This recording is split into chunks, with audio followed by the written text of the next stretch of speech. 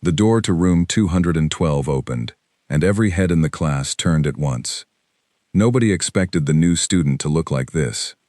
She stood in the frame for exactly 3 seconds, and in those 3 seconds her eyes moved across the entire room. The windows, the 2 exits, the distance between each desk, the teacher's position, the students closest to the walls. It happened so fast that nobody noticed she was doing it, except for one boy near the back, who would later say he felt like he was being measured by something that was not quite human. Her name was Elena Ward, she said it once, flatly, and then she walked to the only open seat without being told which one it was. Mrs. Ellison, the homeroom teacher, smiled the way teachers smile at new students, warm and practiced. "Welcome, Elena. We're glad to have you." Elena did not smile back. She nodded once, the smallest motion possible, and sat down. The whispers started before the bell even finished ringing. "Did you see her face? There's a scar on her jaw." She didn't even blink when Marcus dropped his book. That last comment was true. A textbook had slipped off a desk 2 rows away and hit the floor with a loud, flat smack. Every student in the room had jumped a little, the way people do at sudden noise. Elena had not jumped. She had turned toward the sound in less than a heartbeat, her whole body shifting like a compass needle finding north, and then she had gone still again, as if deciding the noise was not a threat worth acting on. Daniel Cole sat 2 seats to her left. He was the kind of student who noticed things other people missed, not because he was especially clever, but because he liked to watch people instead of talking to them. He noticed that Elena's hands rested on the edge of her desk, not on top of it, fingers slightly curled, like she was ready to push herself backward and stand up at any moment. He noticed she never fully turned her back to the door. He noticed that when the classroom fan rattled to life above them, her eyes flicked upward for half a second before returning to the front of the room. He didn't say anything. Not yet. The morning went the way most mornings go in most schools. There was a lesson on history, a worksheet on grammar, a short video about the water cycle that half the class ignored. Elena sat through all of it in near silence, answering only when called on directly, her voice calm and precise, never too loud, never too soft. At lunch, the real test began. The cafeteria was loud in the way cafeterias always are, full of overlapping conversations, trays clattering, chairs scraping against tile. Elena stood at the entrance for a moment, scanning the room the same way she had scanned the classroom that morning, and then she chose a seat at the end of a long table, near the wall, with a clear view of the room and an exit within a few steps. Nobody sat near her at first. She ate slowly, methodically, like eating was a task to be completed rather than something to be enjoyed. She finished every bite on her tray, even the parts most students left behind, and she did it without seeming to notice she was doing anything unusual at all. It was Priya Nair, a girl from Elena's math class, who finally worked up the courage to sit across from her. "Hi," Priya said. "I'm Priya. You're in my math class." Elena looked at her for a long moment before answering. "I remember." "Where did you move from?" There was a pause, not a long one, but long enough that Priya almost regretted asking. "Far away," Elena said. "A place you would not know." "Try me," Priya said, smiling, trying to keep the conversation light. "It doesn't have a name you would recognize," Elena said. "It's not on the maps people use here." Priya laughed a little, assuming this was some kind of joke or exaggeration, the way teenagers sometimes exaggerate where they're from to sound interesting. She didn't know how close to literal truth those words actually were. The conversation didn't go much further than that. Elena answered questions with short, complete sentences, and asked none in return, not because she was rude, but because the rhythm of casual conversation was something she had never learned. Where she came from, talking was for passing information, warning others of danger, or coordinating survival. Small talk, the gentle back and forth of getting to know someone, was a language she had never been taught.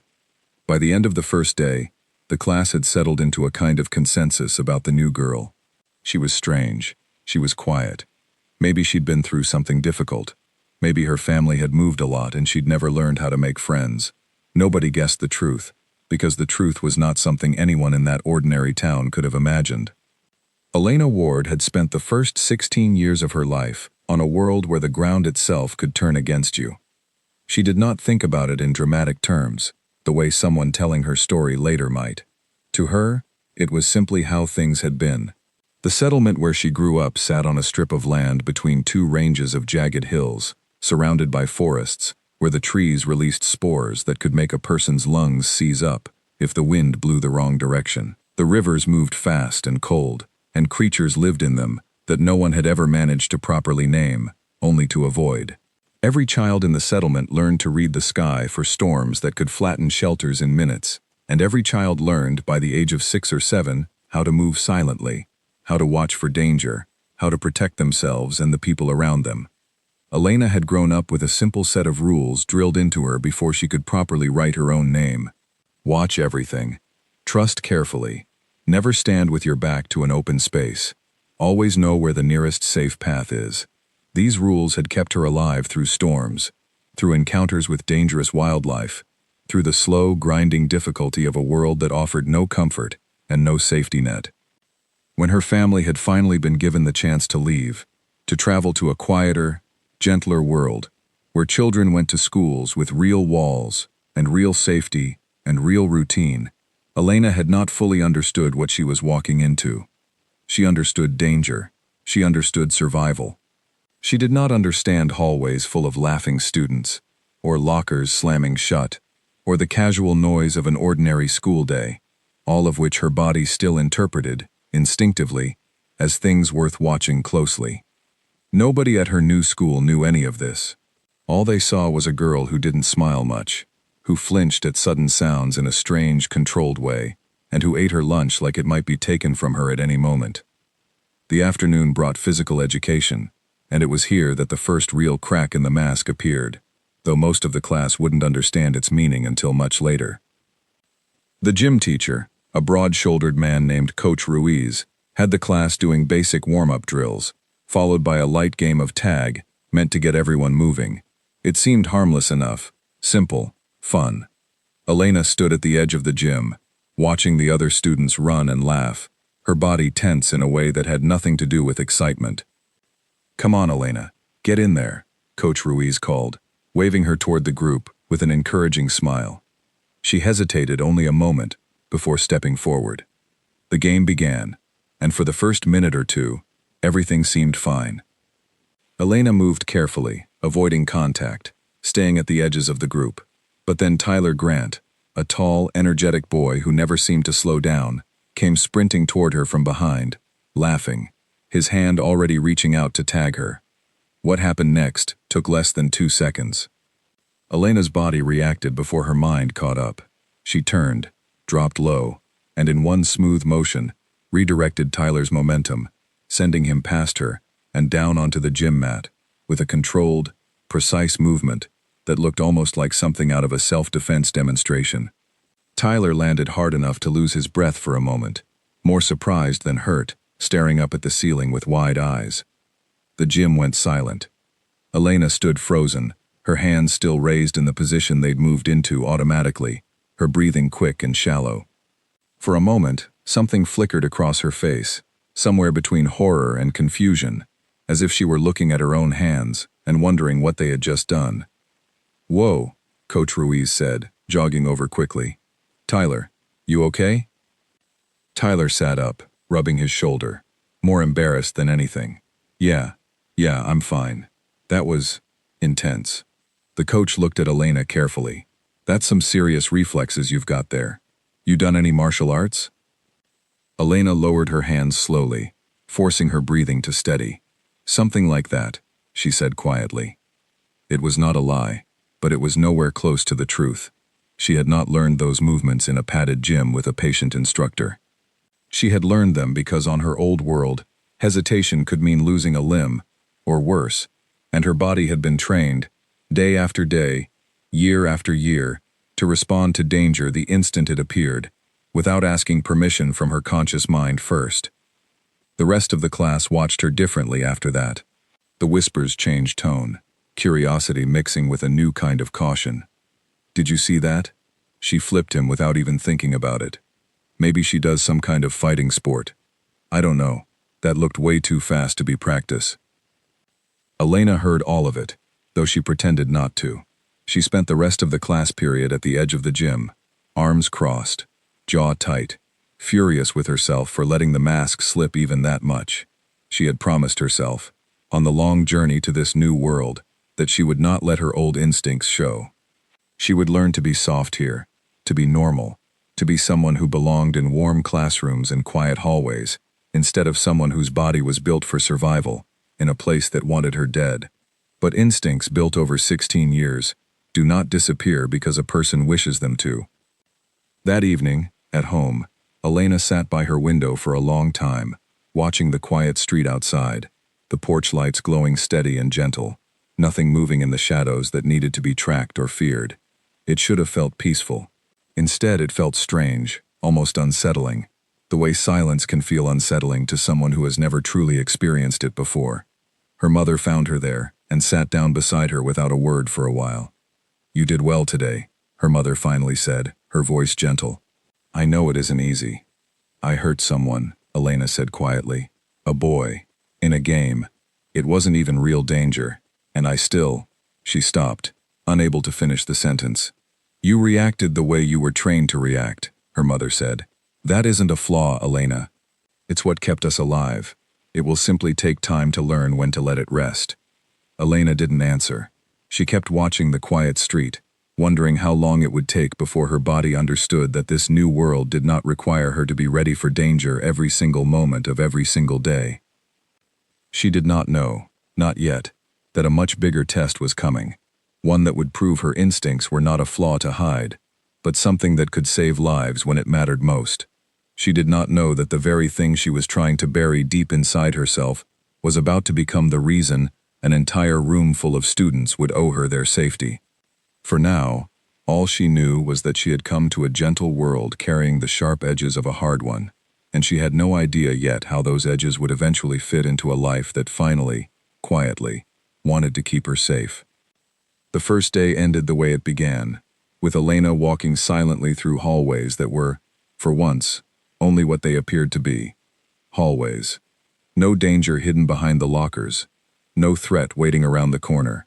Just an ordinary school, filled with ordinary students, none of whom yet understood exactly who had just walked into their lives. That would not remain true for long.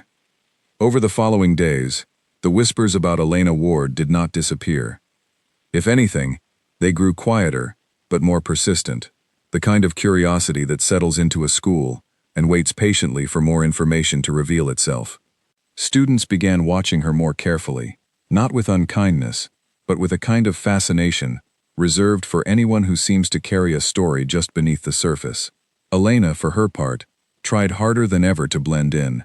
She practiced smiling in the mirror at home, though it never quite looked natural. She practiced small talk with her mother over dinner, stumbling through questions about the weather and weekend plans, the kind of empty, comfortable conversation that came so easily to everyone else, and so painfully to her. She watched her classmates carefully, not for threats now, but for clues, trying to learn the unspoken rules of a world that ran on kindness instead of survival. It was slow, difficult work, and she was only at the very beginning of it. But somewhere in that ordinary school, in that quiet, unremarkable town, the first threads of a much larger story were already beginning to weave together. Threads that would soon pull Elena Ward out of the shadows she preferred, and into a moment that would change how every single person around her saw her forever. None of them, not Priya, not Daniel, not even Coach Ruiz, had any idea what she was truly capable of. They were about to find out.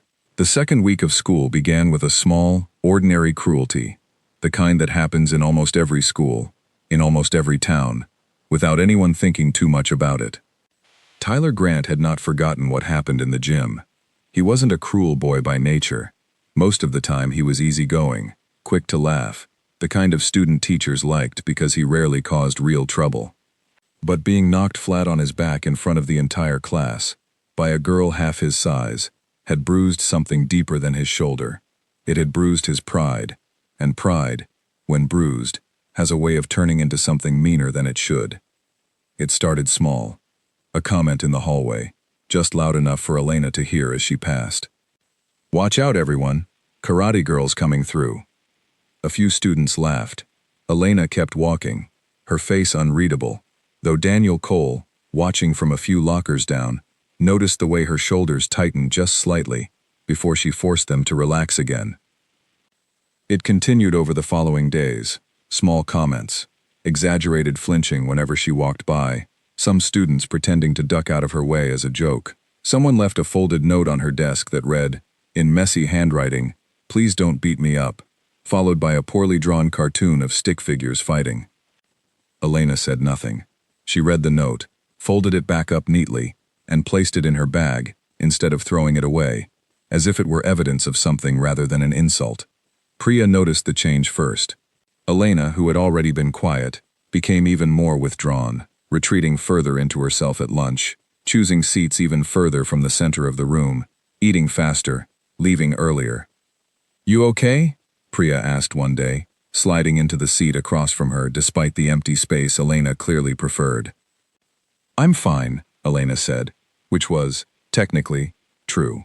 She was not injured. She was not in danger.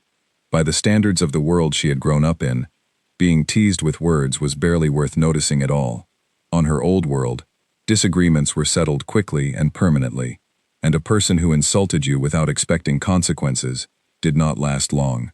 Here, the rules were different.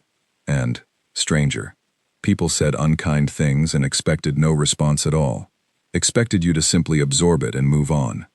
Elena did not fully understand the rules, but she understood one thing clearly. Reacting the way her instincts told her to react would be a mistake. So she endured it, the way she had endured the biting cold of the mountain winters back home, the way she had endured hunger during long treks through dangerous territory. Endurance was something she was very, very good at. What she did not expect was for the teasing to escalate. It happened on a Thursday, during a free period when several students had gathered near the lockers before their next class. Tyler was there, along with two of his friends, Marcus and a boy named Colin, both of whom had decided, in the unthinking way teenagers sometimes do, that following Tyler's lead was easier than questioning it. Elena was at her locker, retrieving a textbook, when Tyler approached, his friends trailing behind him, with the kind of grin that meant they thought they were about to see something entertaining. "Hey, karate girl," Tyler said, leaning against the locker beside hers. "Heard you moved here from some kind of survival camp or something. That true?" Elena didn't look up from her locker. "No. Come on, there's gotta be a story. Nobody just knows how to flip a guy like that, unless they've had some serious training. What, were you in the military or something? Some kind of secret soldier?" A few nearby students laughed, drawn by the promise of drama. "It's none of your concern," Elena said, closing her locker and turning to leave. Tyler stepped slightly to the side, not quite blocking her path, but close enough to make the intention clear. "Come on, don't be like that. I just want to know if I should be scared of you." He raised his hands in a mock fighting stance, wiggling his fingers, playing to his small audience. "Ooh, watch out. Don't make her mad." Something in Elena's expression shifted, so subtly that only Daniel, who had stopped nearby to watch the exchange with growing concern, noticed it at all. It wasn't anger. It was something closer to exhaustion, the look of someone forcing themselves, with tremendous effort, to remain still. "Please move," Elena said quietly. "Or what?" Tyler said, still grinning, still playing for his audience, not understanding, not truly understanding, what kind of restraint he was testing. For a long moment, nobody moved. The hallway seemed to hold its breath. Then Elena did something nobody expected. She stepped back, deliberately, putting distance between herself and Tyler, and lowered her eyes to the floor. "I don't want trouble," she said, her voice steady but quiet. "Please let me pass." Something about her tone, the careful control in it, the way it sounded less like fear and more like a decision, made Tyler's grin falter slightly. His friends shifted uncomfortably. The small crowd that had gathered began to sense that this wasn't quite as funny as they'd expected. Tyler stepped aside. Elena walked past him without another word, her pace even, controlled, giving nothing away, and disappeared around the corner toward her next class. The hallway slowly returned to its normal noise, the small drama already fading into the background of 100 other small dramas, that happen in schools every single day. But Daniel Cole did not forget what he had seen. He had watched Elena's face in that moment, and he had recognized something in it that troubled him deeply. It wasn't the face of someone who was afraid of Tyler Grant. It was the face of someone who was afraid of herself. That night, Daniel found himself thinking about the incident more than he expected to. He wasn't the type to get deeply involved in the social politics of school, preferring to stay on the edges, observing, occasionally offering a quiet comment when it seemed useful. But something about Elena Ward had lodged itself in his mind, a puzzle he couldn't quite stop turning over. He thought about the way she had moved in the gym, faster and more precise than anyone he'd ever seen. He thought about the way she scanned every room she entered, the way she never fully relaxed, even in the safest, most boring moments of the school day. He thought about the folded note in her bag, the one she hadn't thrown away, and wondered why someone would keep evidence of an insult instead of discarding it. He didn't have answers, not yet, but he decided, somewhat to his own surprise, that he wanted to find them. The following week, Daniel began sitting closer to Elena during the classes they shared. He didn't push conversation on her, understanding instinctively that she would retreat further if he did. Instead, he simply existed nearby, offering small, low-pressure comments about the lesson, occasionally asking a simple question that required only a short answer. "You're good at math," he said one day, glancing at her homework, which was filled with quick, precise handwriting and answers that were, without exception, correct. "I've had to be," Elena said, not looking up. "Yeah? Why's that?" She paused, pencil hovering over her paper. "Where I'm from, mistakes cost more than a bad grade." It was the most she had said about her past to anyone at school, and even that small fragment felt significant. Daniel didn't push further, sensing that pressing too hard would close the door she had just barely opened. "That sounds intense," he said simply. "It was," Elena said, and left it there. Small moments like this began to build, slowly, over the following days. Daniel didn't ask about her scars, though he noticed the one along her jaw more than once. He didn't ask about the flinching, or the scanning, or the way she still sat with her back to the wall whenever possible. He simply showed up, consistently, quietly, offering the kind of steady, undemanding presence that asked nothing of her except that she exist nearby. Elena, for her part, found herself unexpectedly grateful for this, though she would not have admitted it aloud, and likely wouldn't have understood the feeling herself if she tried. On her old world, trust was built through shared danger, through fighting side by side against a hostile environment. She had no framework for trust, built slowly, gently, through nothing more dramatic than sitting near someone during math class. And yet, something in her was beginning, cautiously, to trust Daniel anyway. The teasing from Tyler and his friends did not stop entirely, but it softened over time, the way most schoolyard cruelty eventually does when it fails to produce the reaction it's hoping for. Tyler moved on to other jokes, other targets, other small dramas to entertain himself with, and Elena slowly became less of a curiosity and more of simply a strange, quiet fixture of the class, the kind of student everyone knew a little bit about, but nobody knew well. She might have remained that way for the rest of the school year, a quiet mystery drifting through the edges of everyone else's lives, if not for what happened on an otherwise unremarkable Tuesday morning, 3 weeks into the semester. It began as the most ordinary day imaginable. Gray skies outside, a light drizzle against the windows, students shuffling into homeroom half asleep, backpacks dragging against the floor, the smell of instant coffee drifting faintly from the teacher's lounge down the hall. Nobody in that building had any idea that within the hour, everything they thought they knew about the quiet new girl in room 212 was about to be shattered completely. Elena sat at her desk, going through the same morning routine she had followed every day since arriving. Her eyes moved across the room the way they always did, cataloging exits, distances, small details most people never noticed. It was a habit so deeply ingrained she no longer even realized she was doing it. She had no way of knowing that this particular habit, the one she had spent weeks trying to suppress, the one she was ashamed of, the one she believed made her strange and broken in a world that didn't need it, was about to become the only thing standing between her classmates and real, serious danger. The morning announcements crackled over the intercom, ordinary and forgettable. The first bell rang. Mrs. Ellison began taking attendance. And somewhere outside the building, unnoticed by anyone yet, something was already going wrong. The first sign was small. A strange smell drifting through the ventilation system, faint and chemical, the kind of smell most people would dismiss as a cleaning product or a passing car outside. Mrs. Ellison paused mid-sentence during attendance, wrinkling her nose slightly, but continued on, assuming it was nothing. Elena noticed it immediately. Her head turned toward the air vent near the ceiling, before she had consciously decided to look there. Her nostrils flared slightly, testing the air the way someone might test water before stepping into a river. On her old world, unusual smells were never something to ignore. They were often the first warning of danger, whether from shifting weather, dangerous plant spores, or something far worse. She said nothing yet.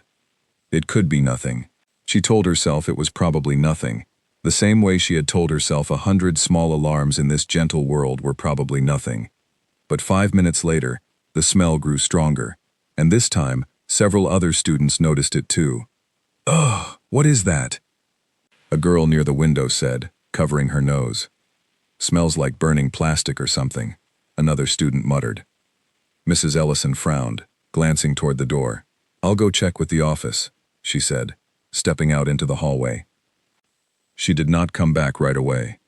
Elena's body had already shifted into a state she hadn't felt in weeks, not since arriving in this quiet town. Her pulse steadied into a slow, controlled rhythm, her senses sharpening, every small sound in the room suddenly significant. She noticed the way the smell seemed to be growing stronger near the eastern wall of the building, the direction of the science labs. She noticed a faint haze beginning to creep along the ceiling near the vents, barely visible, easy to miss, unless you were looking for exactly that kind of thing. She was looking for exactly that kind of thing. "Something's wrong," she said quietly, mostly to herself, but Daniel, sitting nearby, heard her. "What do you mean?" he asked, following her gaze toward the ceiling. Before Elena could answer, the fire alarm tore through the building, a piercing, urgent sound that sent the entire class jolting upright in their seats. Students exchanged nervous glances, some already reaching for their bags out of habit, assuming this was simply another routine drill, the kind schools ran every few months without much urgency. Elena knew, instantly, that this was not a drill. The way the alarm had triggered, seconds after the smell had grown thick enough for a dozen students to notice it independently, told her everything she needed to know. Drills were announced in advance, scheduled during predictable moments of the day. This alarm had come in response to something real. "Everyone, line up, let's go. Single file," called a substitute teacher who had been passing through the hallway, sticking her head into the room with the practiced calm. Teachers are trained to project during a drill. The students began gathering their things slowly, chatting, unbothered, moving with the relaxed pace of people who did not yet understand the difference between a drill and an emergency. Elena did not move slowly. "We need to go now," she said, her voice cutting through the room with an authority that startled several students into silence. "Leave your bags. Move to the door." "It's probably just a drill," one boy said, rolling his eyes as he continued packing his backpack methodically. "It isn't," Elena said, already moving toward the door herself, scanning the hallway beyond it. The haze near the ceiling had grown thicker in just the last minute, drifting down the hallway from the direction of the science wing in slow, curling ribbons of gray. "The smoke is getting worse. Move now." Something in her tone, sharp and certain, cut through the classroom's casual mood. Priya, sensing the shift in the air, both literally and figuratively, grabbed her bag and stood immediately. "She's right. Look," Priya said, pointing toward the hallway, where the haze had become visible even to those who hadn't been watching for it. The substitute teacher's calm expression faltered slightly, as she, too, noticed the smoke thickening in the hallway. "All right, everyone, quickly now. Let's move. No pushing." The class began filing out, but the pace was still too slow, too casual, students bumping into each other in the doorway, some still fumbling with backpacks, others glancing back toward their desks, as if considering going back for a forgotten item. Elena stepped into the hallway and immediately understood the scale of what was happening. Smoke poured from the direction of the science labs, thick and dark near its source, thinning as it spread down the long hallway. Students from other classrooms were emerging in confused clusters, some calm, following their teachers in orderly lines, others beginning to panic as the smoke thickened, and the alarm continued its relentless wail. Somewhere down the hallway, near the science wing, Elena spotted a flicker of orange light reflecting off the tile floor, and she understood immediately that this was not simply smoke from an overheated machine. There was fire, real fire, likely originating from one of the chemistry labs, and it was spreading faster than the slow, orderly evacuation happening around her would be able to outpace if things continued at this pace. She turned back to her own class, still filing out of the room behind her. "Faster," she said, her voice carrying clearly over the alarm. "This way, toward the west stairwell, not the main one." "Why not the main stairwell?" the substitute teacher asked, confused, since the main stairwell was the route every fire drill in the school's history had used. "Because it's closer to the fire," Elena said simply. "The west stairwell is longer, but it's clear."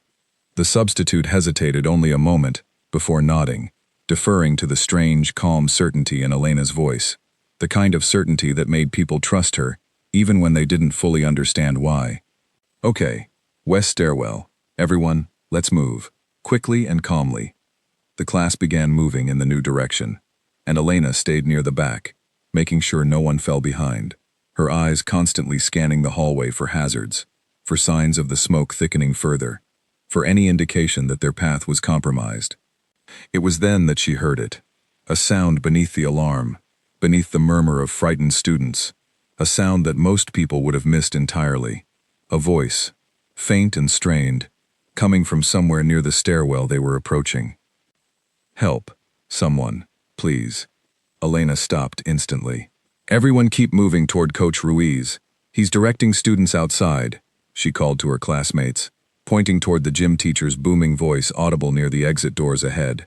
"I'll catch up." "Elena, wait." Daniel started, but she was already moving in the opposite direction, toward the sound of the voice, disappearing into the thickening haze near the stairwell entrance. The west stairwell, it turned out, had not been entirely clear after all. A section of ceiling tile near the base of the stairs had come loose, likely weakened by heat traveling through the building's structure, and had collapsed partially, trapping a boy's leg beneath a fallen support beam and a pile of broken tile and insulation. He was young, no older than 14, clearly from one of the lower grades, his face pale with pain and fear, his voice raw from calling for help into a hallway that had, until Elena arrived, been empty. "Hey," Elena said, dropping to her knees beside him immediately, her voice calm and steady in a way that cut through his panic. "I'm going to help you. What's your name?" "Owen," the boy said, his breath coming in short, panicked gasps. "My leg. It's stuck. I can't." "I know," Elena said. "Look at me. Not at your leg. At me." Owen's frightened eyes locked onto hers, and something in her steady gaze seemed to anchor him, giving him something solid to hold on to in the middle of chaos. Elena assessed the situation in seconds, the way she had been trained to assess dangerous terrain her entire life. The beam pinning Owen's leg was heavy, but not impossibly so, wedged at an angle against the broken remains of the ceiling structure. The smoke in this section of hallway was thickening steadily, curling low along the floor now instead of just the ceiling, which meant they had limited time before the air itself became dangerous to breathe. "I'm going to lift this beam," she said. "When I do, you need to pull your leg out immediately." "Can you do that?" Owen nodded, though his face was tight with fear. Elena positioned herself carefully, finding the angle that would give her the most leverage, bracing her feet against the solid section of floor beside the debris. She had lifted heavier things than this before, boulders shifted during storm shelters, fallen trees blocking mountain paths, the countless heavy burdens of a childhood spent surviving, rather than living comfortably. This was, in the strange calculus of her past, a small task. She lifted. The beam groaned, shifting upward just enough, and Owen cried out in pain but pulled his leg free, with a desperate scramble, dragging himself backward across the floor, as Elena held the weight steady until he was clear. Then she lowered the beam carefully, controlled, rather than letting it crash down and risk further damage to the already unstable ceiling section above them. "Can you stand?" she asked, already crouching to help him. "I think so," Owen said, wincing as he put weight on the leg, but managing to stay upright with Elena's support. "Lean on me," she said, positioning herself under his arm to take most of his weight. "We need to move quickly." The smoke had thickened considerably in just the few minutes it had taken to free Owen, and Elena understood that their original path back toward the main group might no longer be viable. She scanned quickly, her mind working through the layout of the school she had memorized without even realizing she was doing it, cataloging every hallway and exit during her first week, the way she had once memorized every safe path through the dangerous terrain of her old world. There was a side exit near the art room, rarely used, but closer than backtracking through the thickening smoke toward the main group. "This way," she said, guiding Owen carefully down a side hallway, moving quickly but steadily, keeping her body between him and the worst of the smoke where she could. They emerged from the side exit into the gray, drizzling daylight, just as the first sound of sirens began echoing in the distance, fire trucks racing toward the school. Owen sagged with relief the moment fresh air hit his lungs, and Elena helped lower him gently onto the wet grass, checking his leg quickly for serious injury before straightening and looking back toward the building. Smoke was pouring more heavily now from the science wing, thick black plumes rising into the gray sky, and Elena's mind immediately jumped to her classmates, to Daniel, to Priya, to Mrs. Ellison, to whether they had all made it out safely through the west stairwell. She left Owen with a teacher who had rushed over upon seeing them emerge, quickly explaining what had happened, and then turned back toward the building without hesitation. "Elena, wait. You can't go back in there," the teacher called after her, but she was already moving, cutting around the side of the building, toward the main group of evacuated students gathering on the front lawn, needing to see with her own eyes that everyone from her class had made it out. She found them within moments, Mrs. Ellison counting heads frantically, Daniel and Priya standing near the front of the group, both scanning the crowd with worried expressions, until they spotted her. "Elena!" Priya called, relief flooding her face as she rushed over.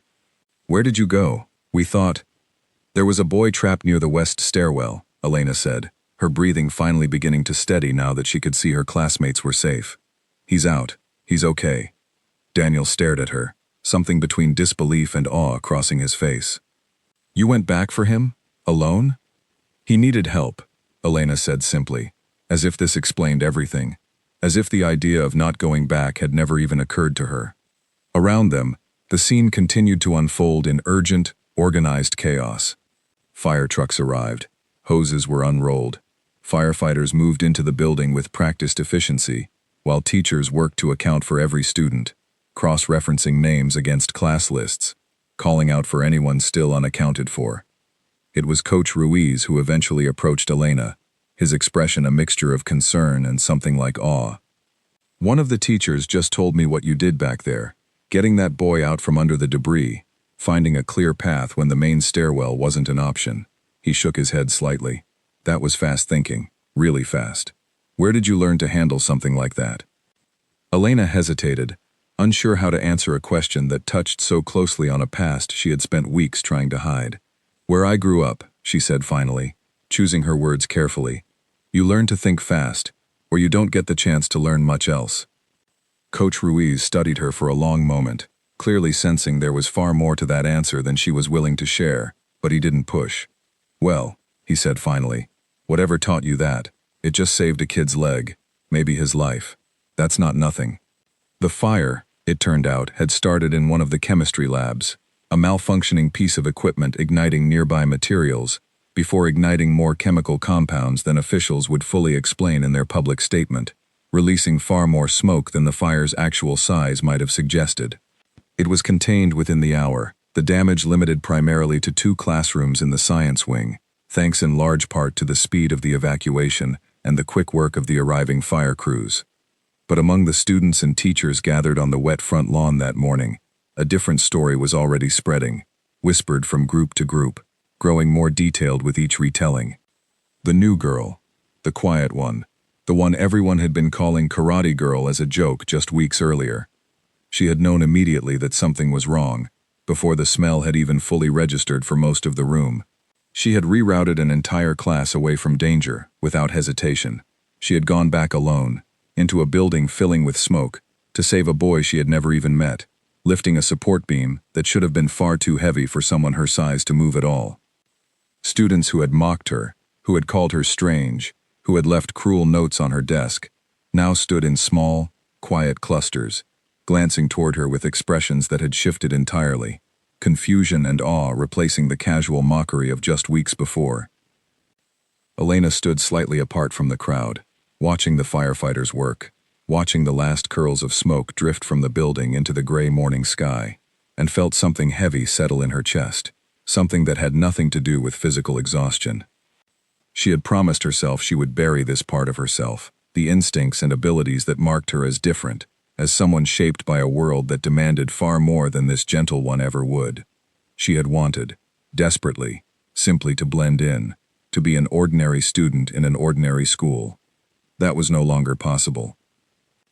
Everyone had seen exactly what she was capable of now, and there would be no folding that knowledge back into hiding, no returning to the quiet anonymity she had been chasing since her very first day. The mask, worn carefully for weeks, had been torn away completely, in the span of a single, chaotic morning. She did not yet know whether that was something to fear, or something, eventually, to be grateful for. The days following the fire changed everything about how the school saw Elena Ward, but not in the way she might have hoped. She had imagined, in some quiet, uncertain corner of her mind, that showing her true capability might finally earn her a place among her classmates, a sense of belonging she had been chasing since her very first day. Instead, what she found was a new kind of distance, one built not from mockery, but from something closer to fear, the careful, uncertain fear people feel towards something they don't fully understand. Word of what had happened spread quickly through the school, and by the time she returned to class 2 days later, once the science wing had been cleared for safety and repairs, everyone knew the story, though it had grown and shifted with each retelling, until it barely resembled the truth anymore. Some versions claimed she had lifted an entire section of collapsed ceiling by herself. Others whispered that she had somehow known about the fire before it even started, as if she possessed some strange, unexplainable sense for danger. The truth, of course, was simpler and stranger than any of the rumors, but nobody asked Elena directly, and she offered nothing on her own. What she noticed instead was the way conversations quieted slightly when she walked into a room, the way students who had once teased her openly now watched her with wary, careful eyes, as if she were something powerful and unpredictable, rather than simply a girl who had done what needed to be done in an emergency. Teachers, too, seemed to treat her differently, with a kind of cautious respect that felt, to Elena, uncomfortably close to the way people back home had treated those who had proven themselves capable of violence when necessary. She hated it. On her old world, being feared had never bothered her, had in fact often been useful, a form of protection, in a place where weakness invited danger. But here, in this gentle world she had wanted so badly to belong to, being feared felt like exactly the opposite of what she needed. She had not wanted to stand out. She had wanted, more than anything, to disappear quietly into the ordinary rhythm of teenage life, and now that possibility felt further away than ever. She began retreating even further into herself. She stopped eating lunch in the cafeteria altogether, instead finding a quiet corner of the library where she could sit alone, unnoticed, away from the whispers and the careful, watching eyes. She answered questions in class with even shorter responses than before, her voice flat, her expression closed off. She stopped trying to practice the small talk she had worked so hard to learn, deciding, somewhere in the quiet loneliness of those days, that the effort wasn't worth the pain of being seen as something other than human. Priya noticed the change first, catching glimpses of Elena's empty seat in the cafeteria, and finally tracked her down in the library during lunch on the 4th day after the fire. "Hey," Priya said softly, sliding into the chair across from her without asking permission this time. "Everyone's asking about you. You disappeared." "I'm here," Elena said, not looking up from the book she wasn't really reading. "I just prefer it quieter." "Elena." Priya's voice was gentle but firm. "What you did during the fire, that was incredible. You saved Owen. You got our whole class out safely. Why does it feel like you're hiding from that instead of being proud of it?" Elena finally looked up, and for the first time, Priya saw something raw and exhausted behind her usually careful expression. "Because now everyone looks at me differently," Elena said quietly. Before, I was strange. Now I'm something people are afraid of. I don't know which one is worse. Priya was quiet for a moment, considering this. I don't think people are afraid of you, she said finally. I think they don't know what to say. There's a difference. It doesn't feel different, Elena said. Priya didn't have a good answer for that, and the conversation drifted into silence, both girls sitting with the weight of it. It was Daniel who finally found a way through, though it took him several more days to work up the courage, and even then, it happened almost by accident.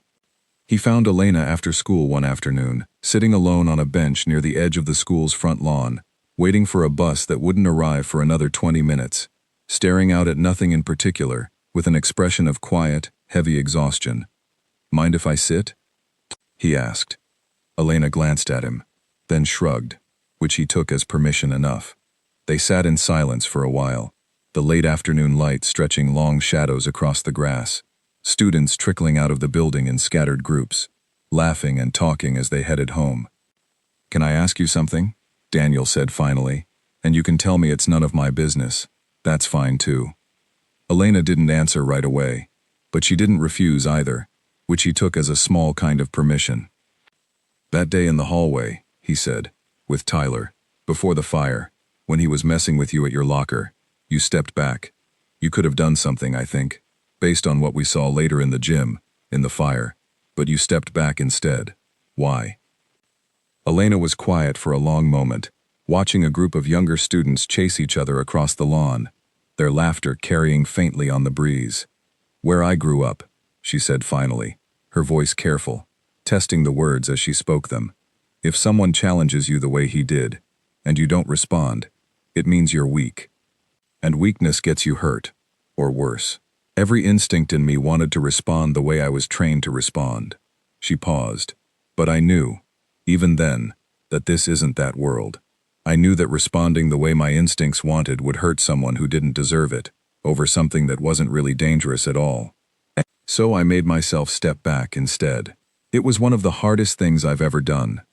Daniel absorbed this in silence, understanding, for the first time, just how much control existed beneath Elena's calm, quiet exterior. It wasn't emptiness he had been sensing in her all these weeks. It was restraint, constant and exhausting, a battle fought silently every single day that nobody around her had ever noticed. That's incredible, he said finally. I mean it. Most people, when they're pushed like that, they just react. You didn't. You thought about it, and you chose something harder. Elena looked at him, surprised by the genuine admiration in his voice, so different from the careful, distant respect she had been receiving from everyone else since the fire. You're not afraid of me, she said, more observation than question. Should I be? Daniel asked. Most people seem to be, now. Daniel considered this seriously, the way he considered most things. I think, he said slowly, people are afraid of what they don't understand. And what happened during the fire, that was pretty hard to understand, if you weren't there, if you don't know your story. But I don't need to understand everything about you to know you're not someone I should be afraid of. I've watched you for weeks. You've never once tried to hurt anyone who wasn't already trying to hurt someone else first. That tells me a lot more than one dramatic moment in a hallway full of smoke. Something in Elena's chest loosened slightly, an ache she hadn't fully acknowledged even to herself easing just a little. Nobody's said anything like that to me since I got here, she admitted quietly. Well, I'm saying it now, Daniel said, offering her a small, genuine smile. For what it's worth. It was worth quite a lot, though Elena didn't say so out loud. Over the following weeks, their friendship deepened slowly, built on the same patient, undemanding foundation Daniel had established from the very beginning. He didn't push her to share more than she was ready to share, but he asked careful questions occasionally, and Elena found herself, bit by bit, opening doors she had kept firmly closed since arriving in this new world. She told him, eventually, about the mountains near her childhood settlement, jagged and unforgiving, home to storms that could level shelters in minutes. She told him about learning to identify which plants carried dangerous spores by the age of 6, about nights spent huddled with her family, listening to the distant, rumbling sounds of the wilderness beyond their walls, wondering if the barriers would hold. She told him about the friends she had lost along the way, carefully, without dramatic detail, simply stating facts the way someone might state facts about weather or geography, though Daniel could see, in the careful stillness of her expression while she spoke, just how much those facts still weighed on her. "I never had what you have here," she said one afternoon, as they sat together in the library, the fire's aftermath, now 3 weeks behind them, and mostly forgotten by the rest of the school, though not by Elena. Time to just exist. Time to be a teenager, worrying about homework and small arguments with friends, instead of worrying about whether the wall around our settlement would hold through the next storm season. "That sounds exhausting," Daniel said quietly. "Growing up like that." "It was what it was," Elena said, though her voice carried a weight that suggested it had been far more than simply exhausting. "I didn't know anything different until I came here." "Do you regret it? Coming here, I mean." Elena considered the question seriously, turning it over the way she turned over most things, carefully, without rushing toward an easy answer. "No," she said finally. "But I don't know how to be a person who just exists yet. Every day, some part of me is still waiting for something to go wrong. It's hard to explain." "You don't have to explain it perfectly," Daniel said. "I think just telling me is enough." Slowly, painstakingly, Elena began allowing herself to be seen, not just by Daniel, but gradually by Priya as well, and eventually by a small handful of other classmates who had watched her from a careful distance since the fire, and finally found the courage to approach, curious rather than fearful, wanting to understand rather than simply whisper about the mystery she represented. She began eating lunch in the cafeteria again, though still at a table near the wall, still with a clear view of the exits, old habits proving far more stubborn than new courage. But she was no longer entirely alone there. Priya and Daniel joined her regularly, and occasionally others drifted over as well, drawn by curiosity that had slowly transformed, through weeks of small, quiet interactions, into something closer to genuine friendship. Even Tyler Grant approached her eventually, awkward and clearly uncomfortable, offering a stiff, mumbled apology for the teasing weeks earlier. "I didn't know," he said, shifting his weight from foot to foot, unable to quite meet her eyes. "About, where you're from, what you went through. I was just messing around. I didn't mean anything serious by it." "I know," Elena said, and to her own surprise, she found that she meant it, that the sharp edge of resentment she might have expected to feel simply wasn't there. "It's okay. You saved that kid's leg," Tyler added, still awkward, still shifting uncomfortably. "That was, I don't know, that was really impressive. I'm sorry I ever gave you a hard time." Elena nodded, accepting the apology, with the same careful, controlled grace she brought to most things, though something warmer flickered behind her eyes this time, something that looked almost like the beginning of a real smile. By the time autumn began settling fully over the small town, painting the trees in shades of orange and gold, Elena Ward had found something she hadn't expected to find when she first walked, warily, into room 212 weeks earlier. She had found, not a place where she needed to hide what she was, but a small, growing circle of people, willing to understand it instead. It was not the same as home, not the fierce, desperate bond forged through shared survival, on a world that offered no mercy. It was something gentler, slower, built through patience rather than danger, through quiet lunches and careful conversations, rather than fighting side by side against a hostile wilderness. She was still learning how to trust something built this way. But for the first time since arriving in this quiet, unfamiliar world, she found herself beginning to believe that she might actually belong here after all. She did not know that her old world was not quite finished with her yet, and that the hardest test of everything she had learned since arriving was still waiting, somewhere in the weeks ahead, to reveal itself. The letter arrived on a Saturday morning, plain and unremarkable in its envelope, and yet the moment Elena's mother saw the return address, her face changed in a way Elena had not seen since they left their old world behind for good. "It's from the Settlement Council," her mother said quietly, turning the envelope over in her hands, as though it might bite her. "They want to send someone to check on relocated families, see how we're adjusting." Elena felt something cold settle in her stomach, an old, familiar tightness she thought she had begun leaving behind. "Why now? We've been gone for months." "I don't know," her mother admitted. But the letter says a representative will arrive within the week. The representative turned out to be a man named Garrick Voss, someone Elena vaguely remembered from her childhood, a stern, weathered figure who had once overseen training drills for the settlement's younger residents. He arrived at their door 6 days later, dressed plainly, but carrying himself with the same rigid, watchful posture Elena recognized instantly because she still carried a version of it herself. "Elena," he said, when she opened the door, his eyes sweeping over her the way hers had once swept over every room she entered.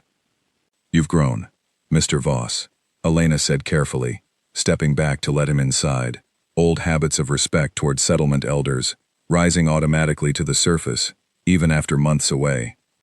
The conversation that followed was polite on the surface, but Elena could feel the tension beneath it, the careful, probing questions Garrick asked about their new life, about the school, about how Elena was adjusting to a world so different from the one that had shaped her.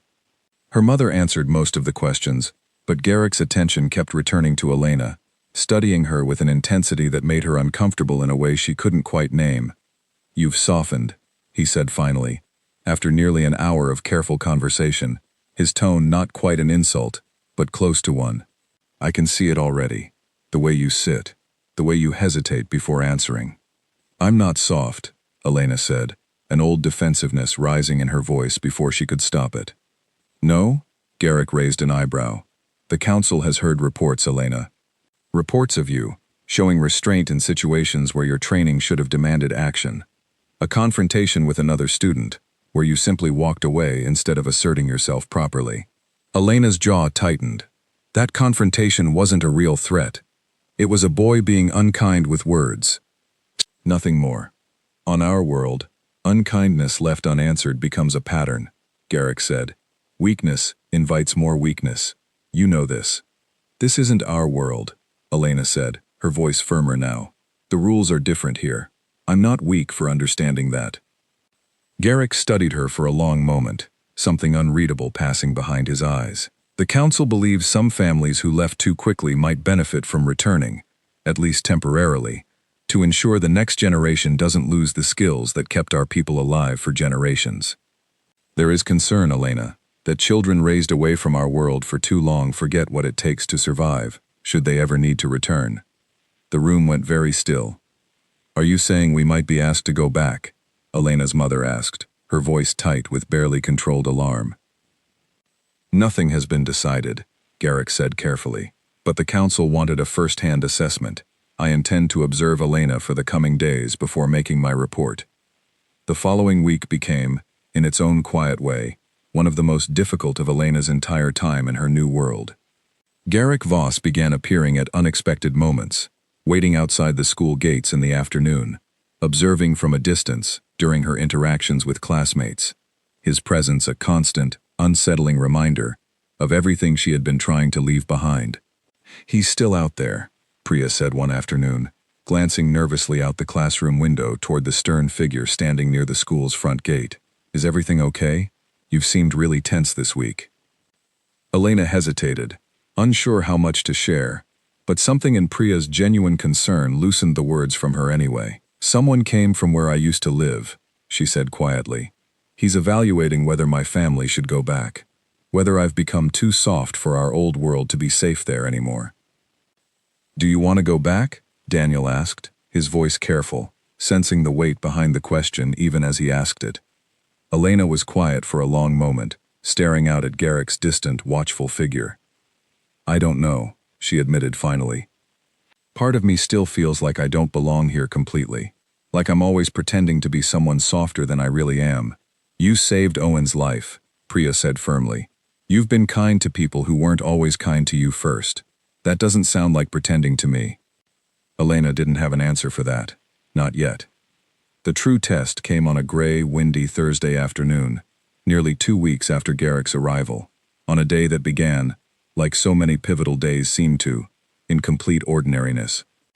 School had just ended, students streaming out of the building in loose, chattering groups, heading toward buses and waiting cars, and the short walks home that marked the end of another unremarkable day. Elena walked alongside Daniel and Priya near the front of the building, half listening to their conversation about an upcoming assignment, her mind still tangled in worry over Garrick's lingering presence and the decision that seemed to be looming over her family. It happened fast, the way real emergencies always seem to, without warning or build-up. A car came around the curve near the school's front entrance too quickly. Its driver, an elderly man who would later explain that his brakes had failed without warning, losing control entirely as the vehicle swerved onto the sidewalk crowded with students heading toward the buses. Screams erupted immediately, students scattering in every direction, panic spreading through the crowd faster than clear thought could follow. The car, still moving, was headed directly toward a cluster of younger students near the bus line, several of them frozen in shock, unable to process the danger fast enough to move out of the way in time.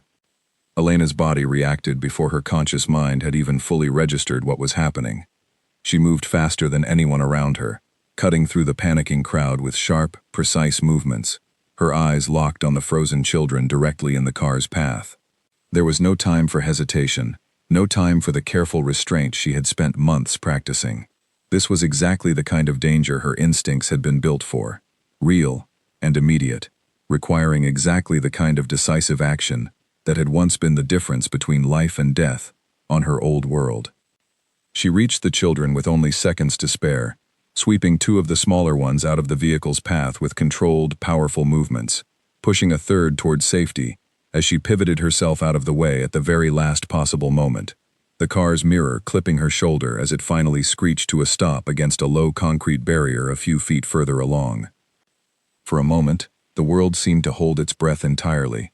Then the screaming resumed, though this time it carried a different quality, shock and relief tangled together, as students realized what had just happened, as teachers came rushing from the building, as the elderly driver sat frozen behind his wheel, pale and shaking, staring at what he had nearly caused.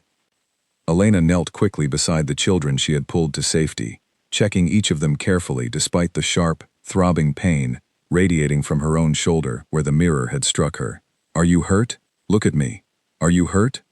The children, wide-eyed and trembling, but unharmed, shook their heads, one of them beginning to cry from shock rather than injury. Elena pulled them gently away from the stopped vehicle, toward the safety of the school's front steps, where teachers were already arriving to take over, gathering the shaken students, checking for injuries, calling for the driver to remain in his vehicle until help arrived. Daniel reached her moments later, his face pale with fear. "Elena, are you okay? I saw the car hit you." "I'm fine," Elena said, though she winced slightly as she rolled her shoulder, testing the damage. "It's just a bruise. You just saved 3 kids," Priya said, arriving just behind Daniel, her voice shaking with the aftermath of adrenaline. "You didn't even hesitate." Elena looked toward the stopped car, toward the shaken driver now being helped out by arriving teachers, toward the small crowd of students and staff gathering around the scene, and felt something settle inside her, clear and certain in a way that surprised her with its simplicity. There had been no debate in that moment, no internal argument between instinct and restraint. When real danger appeared, sudden and undeniable, she had acted exactly the way she was trained to act, decisively and without hesitation, and it had saved 3 children from serious harm. But she had also, in the same motion, protected herself with control rather than excessive force, using precisely the amount of action needed, and nothing more, sweeping children to safety, rather than causing unnecessary harm to anyone involved, including the frightened, elderly driver, who had never meant for any of this to happen.